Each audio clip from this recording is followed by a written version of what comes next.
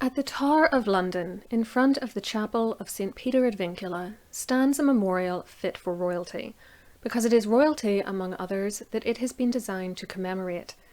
It hasn't always been there though, and in fact it was only unveiled in 2006.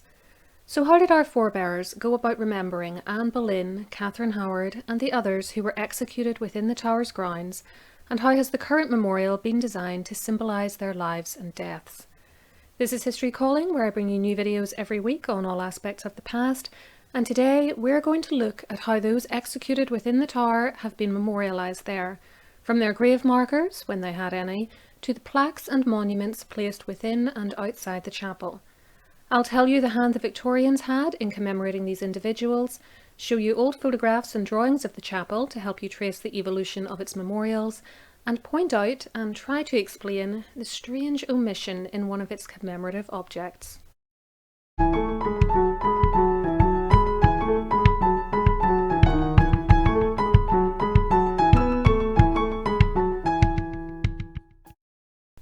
Please remember to give this video a thumbs up and subscribe to the channel with notifications switched on so that YouTube lets you know when I upload. You can also follow me on Instagram, which is linked in the description box. And if you would like to support me further, you have the option to make a one-off donation using the thanks button below this video. That will enable you to post a customizable and brightly coloured comment and get a one-time animation over the top of the video. The current memorial in front of the chapel of St. Peter at Vincula commemorates the lives of 10 people, all executed within the Tower. They are William Lord Hastings, who died in 1483, Queen Anne Boleyn, died 1536, Margaret Pole, Countess of Salisbury, died 1541, Queen Katherine Howard and Jane Boleyn, Viscountess Rochford, executed on the same day in February 1542, and unfortunately there are no known pictures of Jane, but you can watch my video explaining why a supposed portrait of her isn't actually her. Next comes Lady Jane Grey, the so-called 9-day Queen, beheaded in 1554. Robert Devereux, Earl of Essex, died 1601, and Highlanders Farquhar Shaw, Samuel Macpherson, and Malcolm Macpherson, all executed on one day in July 1743 for mutiny. Many of these names, though perhaps not the last three, are well known to history, and most are buried in the chapel, though Lord Hastings rests in St. George's Chapel, Windsor. Yet despite their fame, they haven't always been so well memorialised.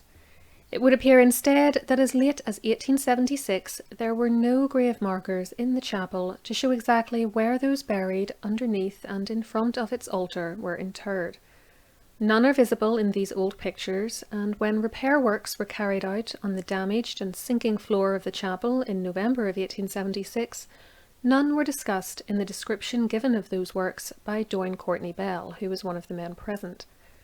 Instead, he described how the locations where Queens Anne and Catherine, Ladies Rochford and Salisbury, and the others buried near them, were established by reading old documents discussing their burials, then constructing the map you see here. The bones were disinterred that day and on another day in April 1877, and you can hear a detailed discussion of what was found and what was not found, because no bones thought to belong to Katherine Howard were located, in my video entitled Digging Up Anne Boleyn and Others. I'll leave it linked on screen and below for you.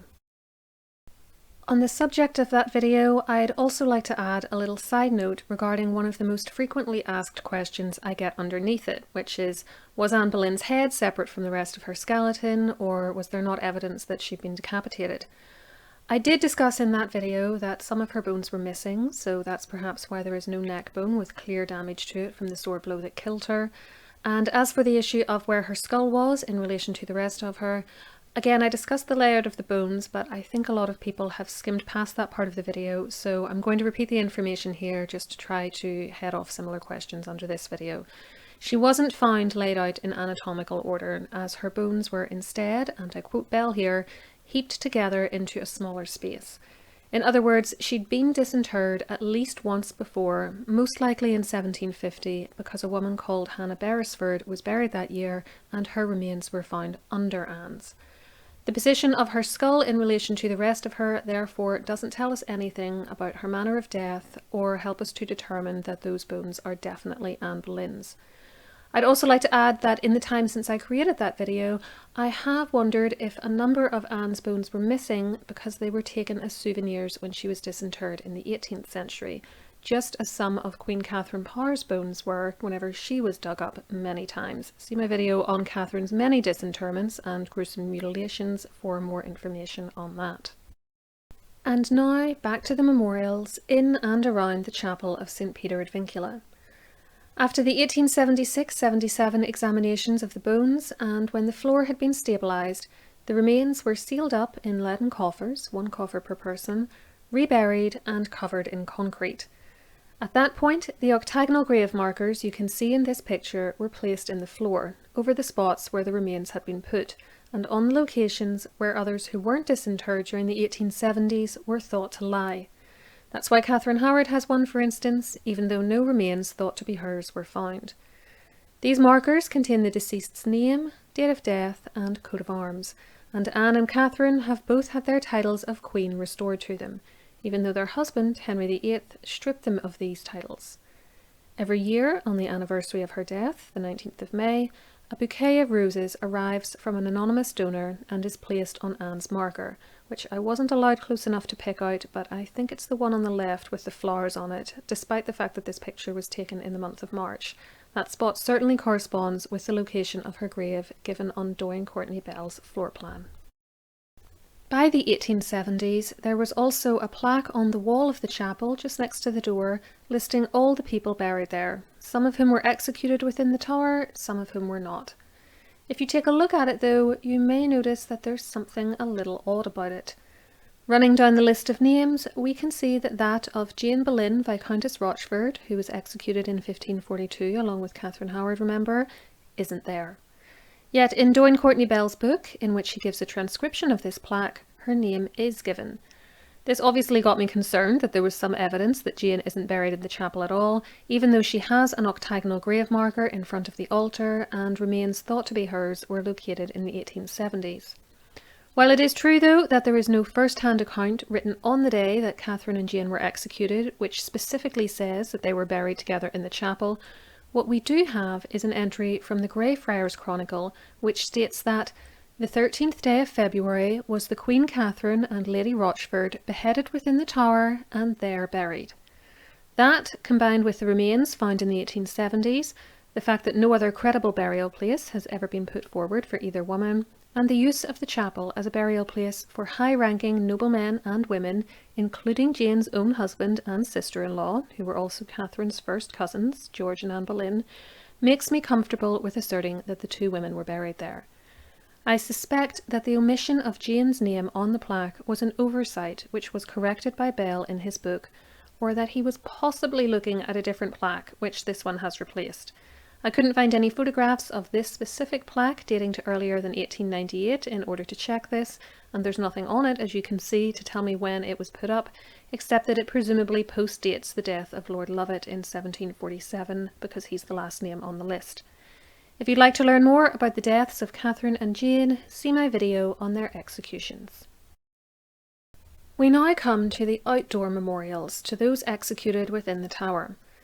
As with the grave markers and the plaque inside the chapel, these date to long after the deaths of those they commemorate. If we look back at old drawings and images of the front of the building, we can see that for centuries there was nothing there to draw attention to the lives of those who were executed within the tower complex. The lack of a memorial on this spot shouldn't come as any great surprise, however. Although there is a popular myth that the spot where memorials would later be placed is the exact position where the likes of Anne Boleyn and Lady Jane Grey were killed, this is untrue. We know, for instance, that Anne was executed here, in between the Waterloo Barracks, where the crown jewels are now kept, and the White Tower, and Eric Ives says that Jane Grey died in the same place. This is slightly off to the side of the chapel and current memorial, which you can see in the distance. I also took this aerial view of the area from inside the White Tower if you're interested in another perspective. The misunderstanding around the location of the executions apparently dates to the 1860s, when Queen Victoria decided she wanted a memorial to Anne and the others, and was told that the spot in front of the chapel was the correct location. Annoyingly, the research which makes this claim was put forward in a 2001 article in the BBC History magazine, which I can't get a hold of, so we're just going to have to take that on faith. There is also this drawing from 1817, which shows the execution site as being in front of the chapel, still with no memorial, you'll note. However, I have my doubts as to whether the inscriptions on that drawing also date to 1817. The information regarding the exact location Anne died on may have been added in much later. As for the other people executed within the tower, we don't always know precisely where they were killed. But this image of the execution of the Highlanders in 1743 and a description of their deaths indicates that they at least did die in front of the chapel, and so the spot chosen for a memorial is likely correct for them. The initial memorial from the 1860s was very modest, being nothing more than a plaque laid flat into the ground with a railing around it, and you can see it in this picture. As you can see from this early 20th century photo, a board was later added, which stated, erroneously, as I've just explained, that this was the spot on which Anne, Catherine, Jane, and others unnamed died, and that's Lady Jane Grey, by the way, not Jane Boleyn. By the 1990s, the original plaques had been replaced, but the style of the memorial hadn't exactly been levelled up, and the information given was still claiming that this is where the various scaffolds had stood. It also didn't name all the execution victims. The Highlanders, who are the only ones who likely did die on this spot, aren't mentioned at all, nor did they die on a scaffold. And William Lord Hastings, who also didn't have a scaffold, looks like an afterthought, given that he died first, yet is last on the list. It was time for a change. At the start of the new millennium, Historic Royal Palaces, which is the charitable organisation which manages the Tower of London, launched a competition to design a new memorial to those executed there. After a period of public consultation on 5 proposals submitted, in 2005, Brian Catling was announced as the winner.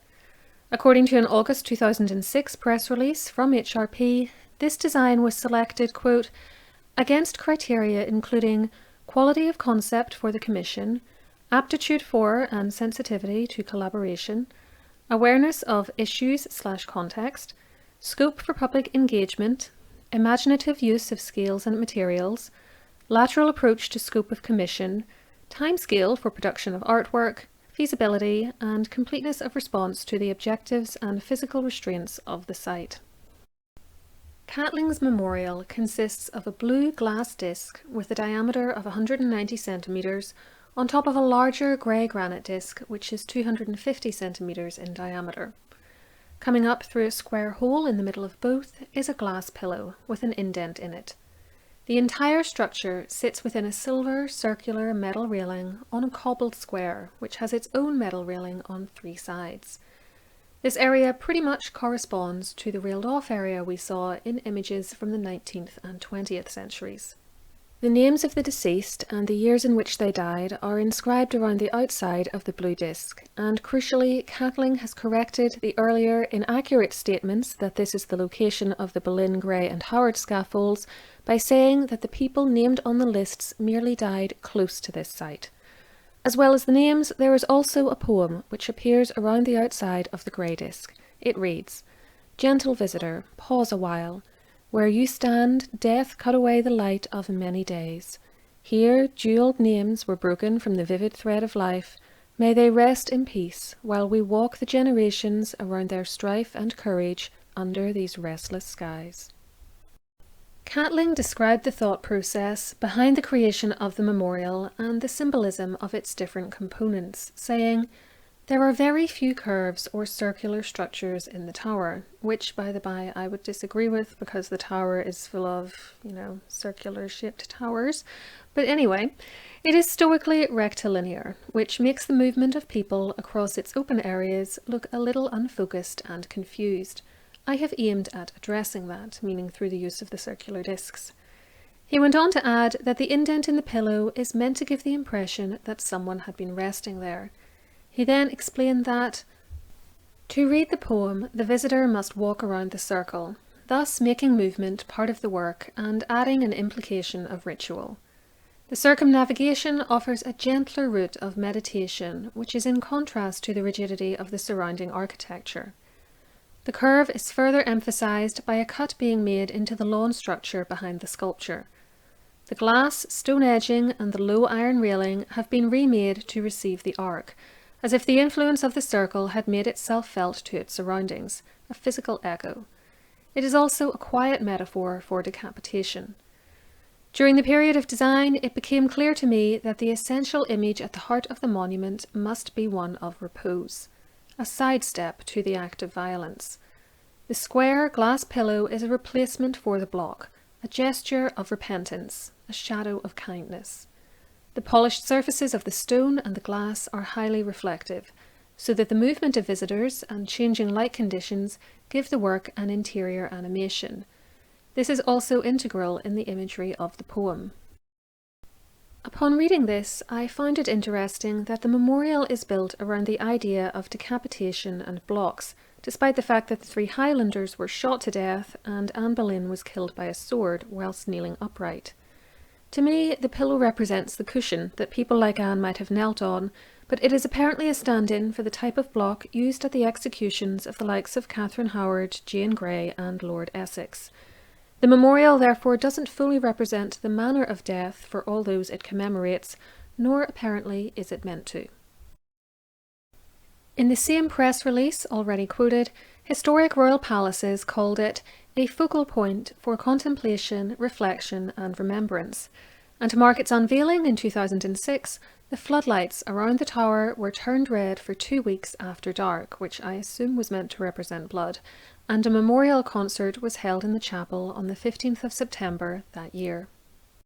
In my experience of visiting the chapel, and I've been several times now, the memorial is always a popular spot for tourists to gather, and although the very modern look it has doesn't really blend in with the general aesthetic of the 1,000-year-old Tower of London, I quite like it myself. However, it has not been well received in all quarters. Writing in 2012, Eleanor Babbage, details of her article are in the description box, called it a failed project, saying that, quote, the emotional or empathetic engagement, end quote, it seeks to evoke from viewers is inappropriate given how long ago the events it commemorates occurred. She acknowledges that long past events are often commemorated, but prefers this to be done in a more neutral fashion, citing the blue plaque scheme which exists in the UK, in which fairly unobtrusive blue plaques are placed on sites of historic interest and typically present a very simple, unemotional statement of fact regarding the historical event or personage commemorated. You can see an example of one such plaque here, which is near Windsor Castle. Babbage further argues that part of the reason the 2006 memorial was put in place seems to have been to make the space more appealing to tourists, so there was an economic as well as a commemorative motive behind its commissioning, and points out that the 10 people it names have nothing in common beyond having died in roughly the same place. She continues, they were executed for different reasons, by different people, over a period of 250 years. The ordinary people burned as heretics at Smithfields, hung, drawn and quartered at Tyburn, or executed at Tower Hill, are not recognised by the memorial, nor are the 12 men of various nationalities who were shot for espionage during the First and Second World Wars. For her, emotive memorials such as this are usually intended, quote, to speak to a specific community. For example, Holocaust memorials speak largely to survivors of that atrocity, their families and friends, and other members of their often, but not exclusively, Jewish communities. However, and I'm quoting Babbage here, with such a large number of tourists of a wide variety of nationalities visiting the Tower of London, what sort of quote-unquote community can the memorial hope to speak to? She finishes by arguing that it is essentially allowing modern viewers to feel morally superior to the Tudors, because we like to believe that we would never condone or indulge in the kind of violence, especially state-sponsored violence, that permeated that era. However, Babbage feels that the memorial also reflects the tendencies and temptations of voyeuristic and hysterical culture. Our love of trials, bloodthirstiness and conspiracies on one hand, and our sentimentality and mawkishness on the other, show that we aren't perhaps as far away from the tone and mood of Tudor times, and that our public sphere is not as rational as we would like to believe, but marked by emotion and sensationalism. While I find her critique of the memorial rather harsh in some ways, I thought this was an interesting point. Personally, I think many of us, and I include myself in this, do look down on our violent ancestors and feel superior to them. Yet, unfortunately, like Babbage, I'm not sure that we're really as evolved as we'd like to think. Certainly, we're socially conditioned nowadays to be horrified at the idea of executions and the general violence of centuries past, and that shift in attitudes is a big step forward. But if we'd actually been raised 500 years ago and subjected to different social conditioning, I think we might be surprised at how many of us, who think of ourselves as kind, peace-loving individuals and who are disgusted at the treatment meted out to the likes of Anne Boleyn and Lady Jane Grey, would view a day out to see a hanging or beheading as an entertaining way to spend an afternoon.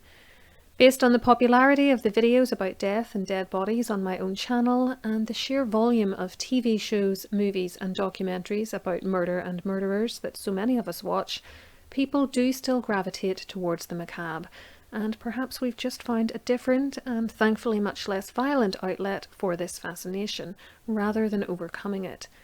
If so, then maybe memorials such as that at the Tower of London are just feeding this fascination in a way. Let me know in the comments below what you think of this idea, and of the glass pillow memorial in general. Do you like it and think it's a fitting tribute to those killed at the Tower, or do you think it's too modern looking and motivated by economics and a desire to sensationalise past horrors? I look forward to reading your thoughts, and until next time, keep learning.